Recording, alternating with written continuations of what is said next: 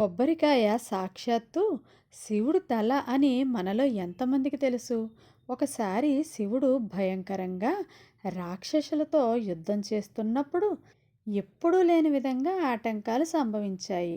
అప్పుడు బ్రహ్మదేవుడు మీకు కలుగుతున్న ఈ ఆటంకాలు తొలగిపోవాలంటే మీరు వెంటనే వినాయకుడిని పూజించండి అని చెబుతాడు.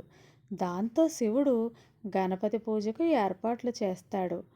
గణపతి పూజకు ఏర్పాట్లు చేస్తున్నప్పుడు సాక్షాత్తు వినాయకుడే వచ్చి పూజ ముందు కూర్చుంటాడు. పూజ అంతా అయ్యాక శివుడు వినాయకుడికి నైవేద్యం పెడతాడు. కానీ వినాయకుడు వాటిని భుజించడు. ఎంతటి రుచికరమైన పదార్థాలను పెట్టినా వినాయకుడు మాత్రం స్వీకరించడు. తరువాత పార్వతీదేవి వచ్చి వినాయకుడికి ఇష్టమైన కుడుములు తినిపించిన వినాయకుడు వాటిని తినడానికి ఇష్టపడడు. దాంతో శివుడు వినాయకుడి దగ్గరికి వచ్చి, నాన్న నీకు ఏం కావాలి అని అడుగుతాడు.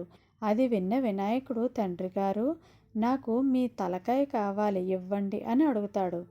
దీంతో శివుడు ఆశ్చర్యపోయి, నా శిరస్సును అడుగుతున్నాడు అంటే ఇందులో ఏదో మర్మం ఉంది అని గ్రహిస్తాడు.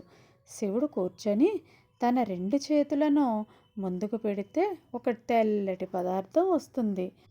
ఆ పదార్థానికి పరమేశ్వరుడికి ఉన్నట్లే 3 కళ్ళు ఏర్పడతాయి.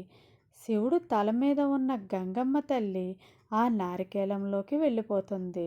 అప్పుడు ఆ పవిత్రమైన పదార్థాన్ని గణపతి స్వీకరిస్తాడు.